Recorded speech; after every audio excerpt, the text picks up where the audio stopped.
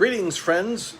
Back in the United States, I'm traveling home shortly, and Annabelle and I have been doing a little sabbatical here, kind of praying. She got a great word today. I want to give it to you because we don't know who the word's for, but I'm grabbing it. She said, "The Lord said, where there was a wall, but God is making a door. Where there was a wall, God is making a door." Now, I don't know what that would apply to for your life, but I want you to think about, this probably applies to a lot of situations. Where there was no way, God is making a door of hope in a situation. So I'm just sharing that with you. And we've been doing an interesting process. I want to share it with you. I'm going to do this process, I think, when we have we're going to do a special weekend. I'm going to get Annabelle involved with me, meeting with my friends, partners. I've been doing a lot of research lately. Look at this. You know how I am. I'm always examining these new models. I'm really into how to make the complex simple. I'm coming up with some new technology, and you guys are going to love it. As a matter of fact, tomorrow we're going to go to a butterfly farm. Annabelle wants me to talk to you. Oh, there we go, dropping stuff on the floor. There's a butterfly farm, and Annabelle wants me to show you. Anyway, I got these new graphs and stuff. Annabelle wants me to teach about, she goes there a couple of times a week in this place, and she loves to look at the Metamorphosis, where they literally go into the chrysalis, and they kind of go into this dark place, sealed off in the cocoon, the chrysalis. They dissolve, they feed off of the past, and reformulate the whole new creature through the use of what's called imaginal cells. The cells, they begin to float around. They have an image of the future, and they're looking for agreement. And as soon as the antenna cell finds the other antenna cell, they bond, and they begin in their frequency to solidify the materializing of that which is encoded in them. The imaginal cells float around and identify each other. That's just like the body of Christ. Many of you have an image of something which is struggling to come forth, and it's a prophetic vision. But as you come into agreement with other people, the right relationships creates that for you. Make sense? Anyway, it's a powerful revelation, because the imaginal cells come together to form the wings, the thorax, the antenna, the legs, and the butterfly. Through that power of rotating around until you find that other agreement, you're able to then solidify the vision that you've got and begin to manifest it and actualize it. And God is revealed in nature. I want you to go to lancewallnow.com/DW, Destiny Weekend. This is like what we used to do in our dream trips. The Destiny Weekend, lancewallnow.com/DW. Check out what we're going to do. It's going to be in Dallas in September. I think it's going to be closing out pretty soon. I forget what the dates are, but it's coming up in September, 12th or something. But Annabelle and I are going to do a session on recalibration in the butterfly effect, meaning couples, especially if you're over 60, it's time that you got to come into that. How does your calling converge? Because in your convergence comes the power of agreement.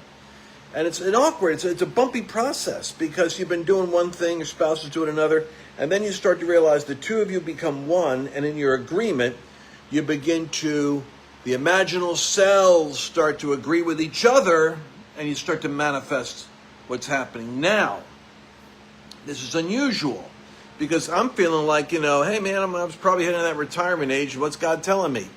Not so fast, Hashimoto. Time for nations. I'm hearing nations.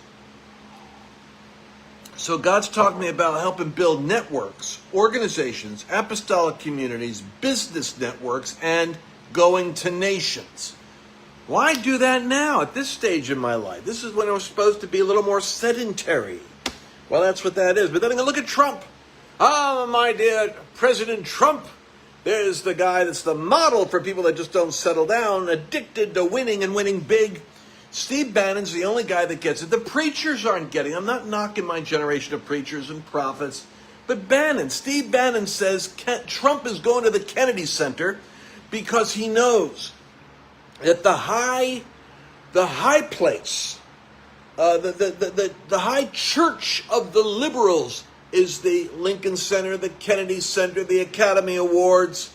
It's the Pulitzer Prize. You see, the left and the elites of the world system, they have their exalted citadels where they recognize and celebrate what they define as the achievement of culture. And Trump's going in there, bam, breaking it up and saying, I'm taking over the Kennedy Center, and I'm going to be acknowledging, Gene Simmons with Kiss is actually a MAGA guy, right? Do you know that? Listen, Trump attracts the strangest bedfellows, but so he's going to recognize Kiss. Like, I'm Pentecostal, I can't explain this exhibit. They're MAGA. Well, they got something's going on, right? Sylvester Stallone. And so he's going to recognize, and he's going to do the awards ceremony himself, because he's going to bring glitz and glamour and a bit of American culture back. Instead of drag queen hour, they're gonna have something different. I mean, I can't explain what he's up to, but I'm telling you, he's taking the high places and he's saying, no, we're changing culture with Americana. We're going to talk about America, not about wokeism. And then the woke are going crazy because he's getting rid of all the woke stars that used to go there, saying, no, not you. We're not celebrating wokeness anymore. And they're freaking out. Now, this is after I'm telling you, listen, I got my notes here because I have something to say. I got to say it, and it's powerful. So at the Kennedy Center, Trump is retaking the high places of the high holy church of the left. He's saying, no, I'm grabbing Harvard. Sorry, you're going to be anti-Semitic. We're going to, boom, we're going to $200 million for you. And same thing with this university and that university. He's starting to, in media, he's saying, I'm going to sue you for defamation. James Carville, making fun of Melania Trump, making her sound like trailer park trash, somehow implicated with Epstein's girls. She came after him with a lawsuit. He said, whoa. I apologize. I got a little carried away. I deleted it from my podcast. I took it all down. Carville backing up and apologizing. Bam. Enjoy the moment. I don't know how long it's going to last, but it's lovely to see. You got Adam Schiff and Letitia James. Letitia James. Remember her? She's the New York Attorney General that went after Trump. Got elected on the basis that she would take Trump down. Well, cost him almost $500 million with that goofball lawsuits that they were cooking. 4 lawsuits coming after him, lock him up for 700 years. Well, guess what? Looks like she was lying about a mortgage there, and she was mortgage fraud. And not to mention, she's may have been violating the use of her office and going after Trump. So Trump's got Pam Bondi there, and Trump's not telling her to do it. But Pam Bondi knows you got to deal with this stuff, or they'll keep doing it.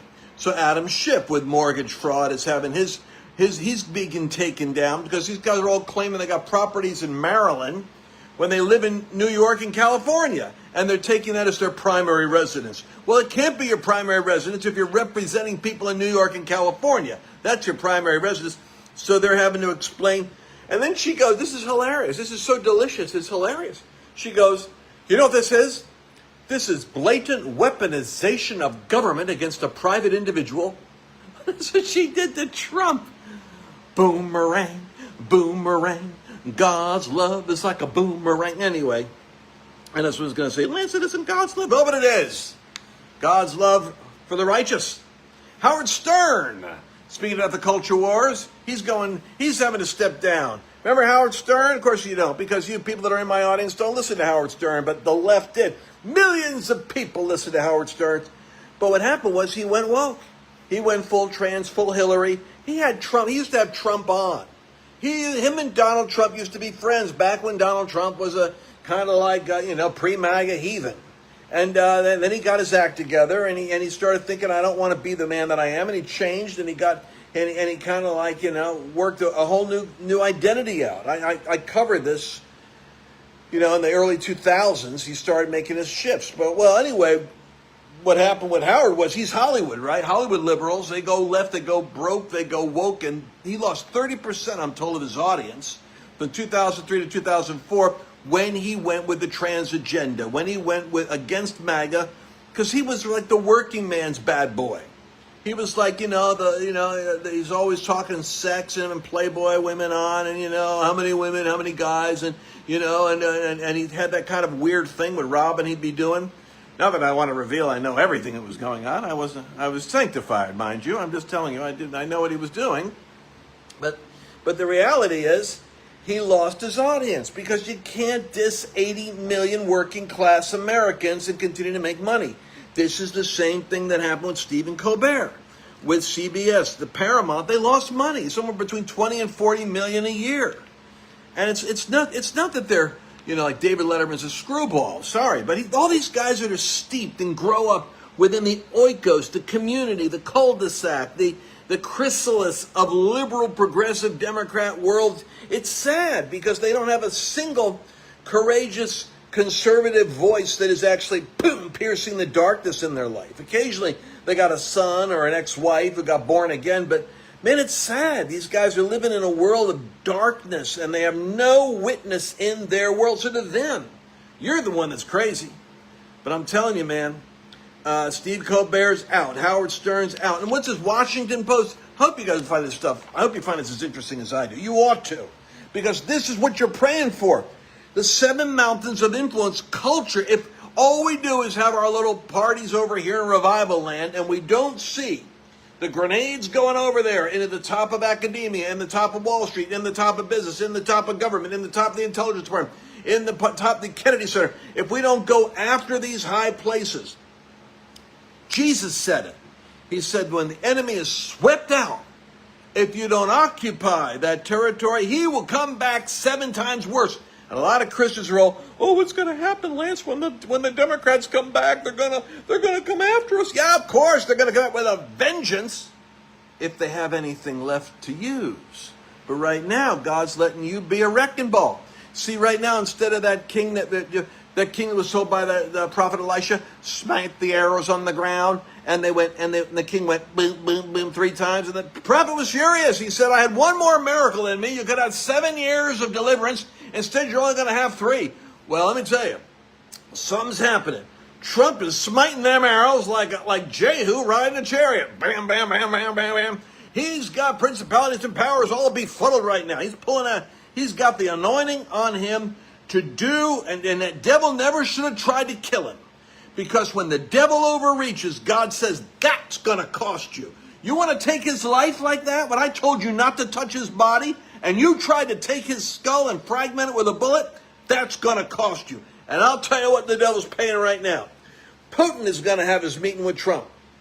And Trump's got the Cyrus anointing. Enjoy what it looks like when you've got an anointed man and your prayers are behind it. And I hope this provokes the hell out of everybody that hates us Christian nationalists, that are Pentecostals, that are praying people. Because I'm telling you, what's happening with Trump right now is there's a spirit of God on him like Jehu, because his ear throbs every couple of days to remind him, you should be dead. I spared your life to save America. And that 80-year-old guy, I don't know how old he is, he puts us to shame, those of us that are like turning 70, because he's like, bam, on that chariot. Everywhere he goes after the Prince of Persia. Boom, bunker busting bombs. He goes after that principality of, now he's going after the Prince of Rosh. That Russian principality described by Ezekiel is going to be there. It ain't going to go away. Russia's strong. But Putin knows, man, this guy Trump, he's a wild card. I got to be very cagey and careful with this guy. Because if I insult him, if I offend his pride, if Trump starts to get angry when they meet, it's bad news for Putin. Because Trump will put the squeeze on the cheese. He'll go after the secondary tariffs on all the gas and oil products coming out of Putin and Russia. And he'll say, I know you think you got me. I will squeeze. I'll bring America a little economic shaking there with China and India on the secondary markets that are buying your oil. But I will bring you down. Because he's got the Cyrus thing going on right now, folks. He's breaking things down. Treasures of darkness are coming to him. The only reason why our economy isn't in a dumpster fire isn't because government spending's curtailed. My God, they have an epileptic seizure over taking down just PBS and NPR and USAID. But you see, we're cutting off the demonic oxygen to the leftist groups that were all fed by the funding of these things. And they're losing it. They're losing it. If we can get some chutzpah in Texas, I know you guys are hearing, there's 5 seats we could pick up in Texas. If we had leadership in Texas, I'm sorry, we have a Christian lieutenant governor, and Abbott always says the right thing, only when you put the heat on him.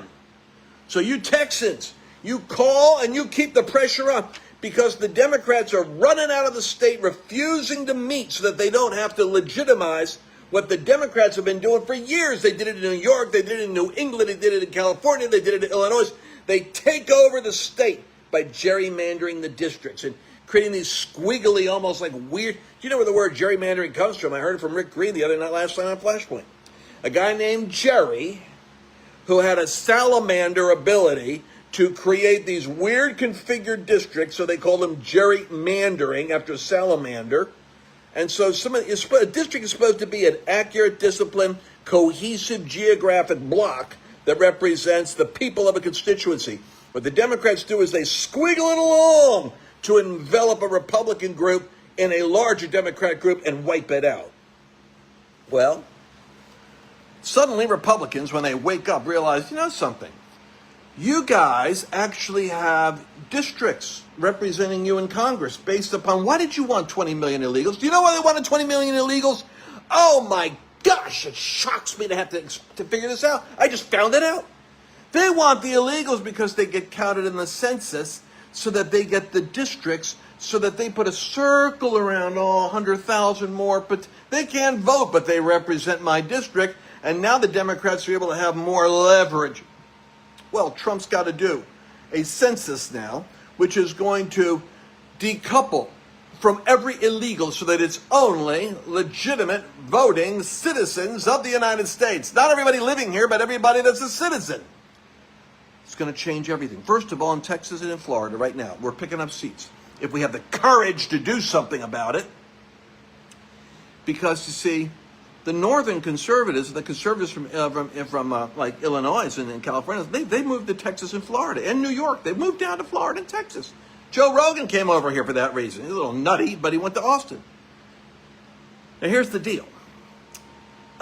You eliminate the illegals. You take the conservatives that are there, and the Latino community is now voting overwhelmingly conservative. They flipped the switch.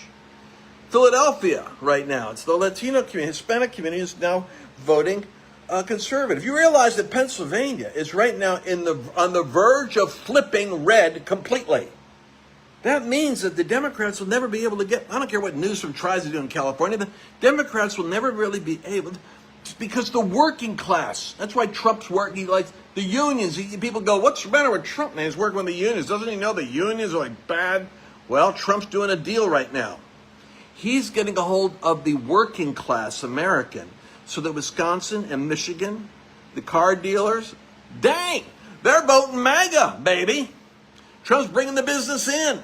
We should be in an economic free fall because of our, $32 trillion worth of debt. But Trump stepped in and said, I'm going to get like a couple of trillion here, a couple of billion here, a couple of billion there from new business coming in, and then the tariffs are going to put another 200 to 300 billion in. We're going to start to build up enough cash flow momentum, keep the interest rate down, then I'll be able to turn around and start chipping away at the waste. Elon Musk didn't understand. Trump has to, he has an agenda to squeeze that waste down, but he's got to first get momentum. He's going to put cash flow into the system by doing what no other president's ever done. He travels around the world and he squeezes these billionaires. Tim Cook, I don't want you making your Apple products in China. I know it helps you're making cheaper product, but guess what? I want you to do that in the United States because I want America to get the business, not China. And so Cook goes, I can't do that. I got to go to India to do it. No. So Tim Cook says, how about if I give you $500 billion? They're paying off Don Corleone here. And Trump goes, well, you're going to come visit me in the Oval Office and give me a gift? Yes, I'm going to give you a gold trinket too, a solid gold, MAGA necktie or something. I don't even know what he gave him, but Trump's all pleased. And then, it's hilarious. I'm giving you the Trump rant, people, but listen, I feel like my job is done. I got the church world from 2016. Everyone loves Trump now. It was news back then. Nobody liked him. All the DeSantis people and all the Ted Cruz people thought I lost my mind. Many thought I left the ministry and got involved with something else in politics. I was on this prophetic. That's where I've been. I've been in the prophetic world. It's the Seven Mountains, baby. Now, it's going to go international. Has to. Because Europe's lost its flipping mind. See what they're doing to Israel? Oh, we're recognizing the Palestinian terrorists. Yes, that's right. The UK, Canada, Australia, and France have all just said, we're behind the Hamas terrorists. Screw you, Israel. Well, that's a great way to get cursed. And I know Tucker doesn't understand this, and Candace Owens doesn't understand it, but I pray some of you do, that God has a covenant with Israel. That entire book is about Jews, written by Jews, and then Jews are going to get engrafted in the end. Now the Gentiles are coming in, and then it's going to wrap up with the Jews, and it's all coming down to the Antichrist in the Middle East. That's why we got to make hay while the sun shines. We got to go for that smite them arrows down, baby. End time harvest. Nations coming in. Losing my mind here talking to you. Anyway, you saw what Trump's taking on the principalities over D.C. He's not doing it. I'm not trying to make him sound like more than he is. I'm saying your prayers have been on him to do this, and Christians are like not even noticing the wins they're getting because they don't have a Reformation mentality. They're looking for, where's the revival? Well, the revival's happening on college campuses. Thousands of youth. You're not hearing about it. Water baptism, campus activity, because God's moving the needle. And God bless him. Charlie Kirk was on the Squawk today. What is that, CNN? They do a morning show, and they finally have to bring Charlie Kirk in. God bless him. He's a Christian Rush Limbaugh. He's a merger of those two. And it's beautiful because they said to him today, what's going on with New York and this socialist mayor? What do you really think's going on there? And Charlie is saying, listen, you guys on the left have killed the institutional credibility of Washington. Nobody believes Washington anymore. Until Trump came along, or at least is there, delivering promises. We don't trust the government anymore because you guys were Russia, and you lied. And you think we're going to forget about it? Why can't we just go on? Why are we stuck in the past? We have to deal with it because the people that did it are still there. Russia, the hard drive that was loaded with crap that 51 intelligence leaders signed off with and said, we believe it's Russian disinformation. Those 51 have to be held accountable for lying. You've got the efficacy of the vaccines. We know they weren't effective. But how many people died because ivermectin and hydroxychloroquine were vilified so that people could make a profit off of the pharmaceutical industry? How many people took drugs that killed them? How many parents? I don't even want to go there. We didn't forget. How many parents died because they were trusting the government? The government was incompetent. And Trump, well, what about Trump? Trump was a victim of the one thing he didn't know. He knows real estate, he knows business, he knows this, he knows that. He didn't know anything about the science of vaccines. He had to trust the cats like Fauci that were there, and look what happened. Oh, it wasn't China. It didn't come from China. It didn't come from Wuhan. Yeah. It wasn't engineered. Yeah, it was. Anyway, we cannot forget that. The mass mandates that we had, suffocating ourselves, traveling around like a Gestapo on the airplanes. Sir, put your mask on. I learned how to eat slow on flights. Because you could take your mask down to eat, but you had to put it back up. Weird, huh? And how about the schools that were shut down? We haven't forgotten. Anyway, Charlie Kirk pointed out, we have not forgotten all of that. Why am I saying that to you? Because then they're screaming about Trump taking over because D.C. is a cesspool of crime. You hear Bowser. I hate these liars. And nobody's arguing properly to answer them. In 2023, they were the murder capital of the world. That's dropped down to 20%. What does that mean? Oh, well, that means it's 200 homicides a year. What was it 10 years ago? 100. It's still 100 more homicides than 10 years ago. It's the carjack capital of the United States. I was mugged twice. I had a guy with a gun behind his back at a restaurant that came up to me. You know they blew up my limo. Then there was another guy who had a wrench breaking windows in the middle of the street, and I had to go around him. Steve Brown was driving. He almost slowed down to ask me if he needed help. We yelled, don't slow down, get around. The place is loaded with chaos and demonic activity. Trump's doing the right thing. And right away, they have 100 arrests this week. 100 since Wednesday, within the last 3 days. Anyway, I'm telling you, you're going to see. Now, the police department says they got 800 vacancies.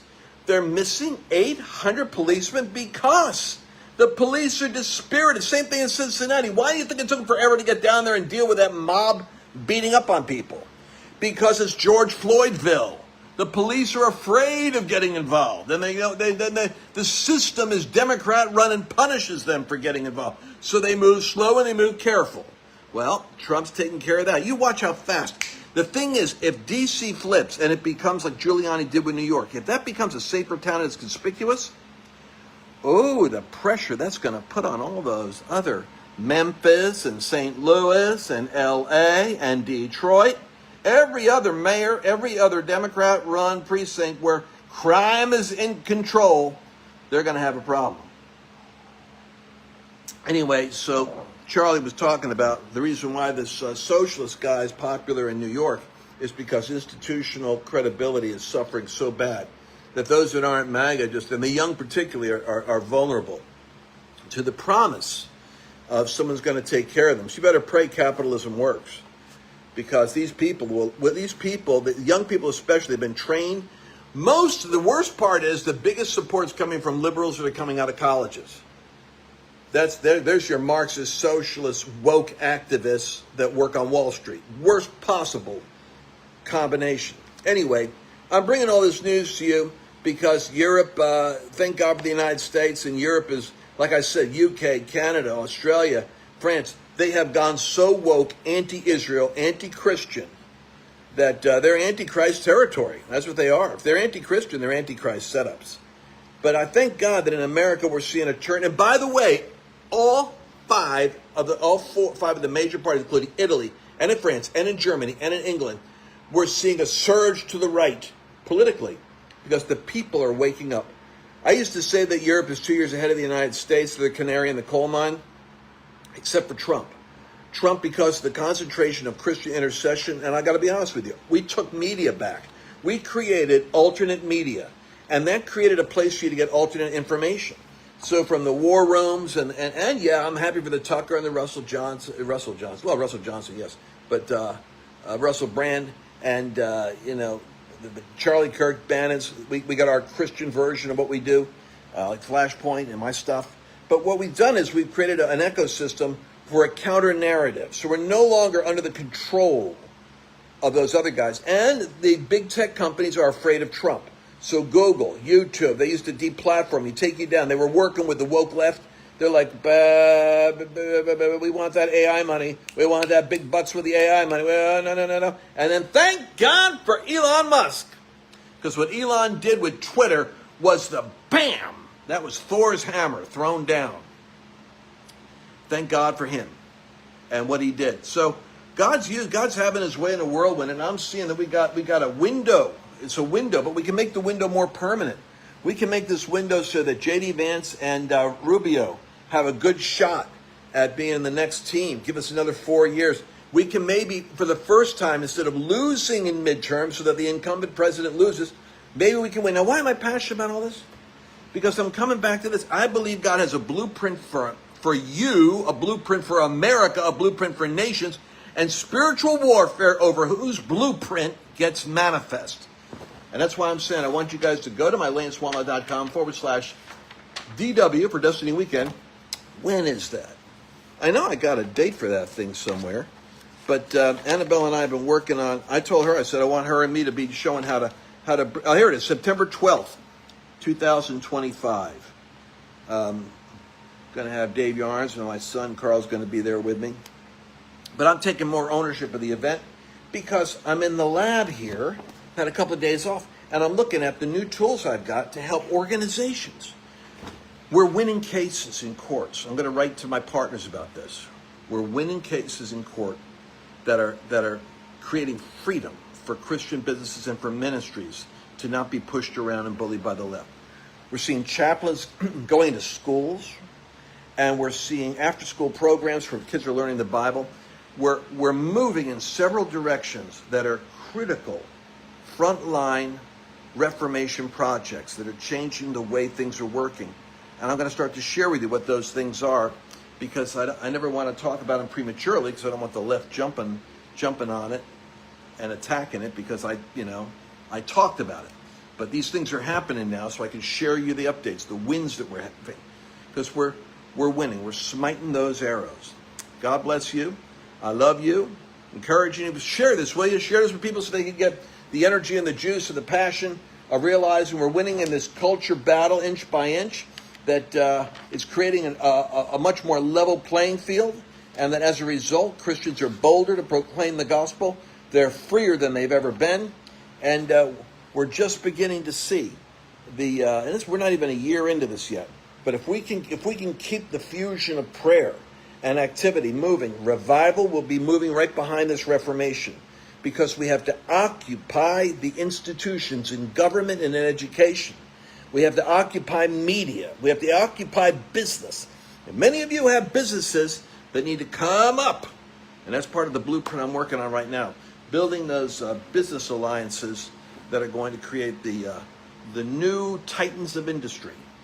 We have a window for this to happen, and I believe God wants to put the kingdom in a different position than it's ever been before. All right. Catch you later. I'm going to go join my wife for dinner. God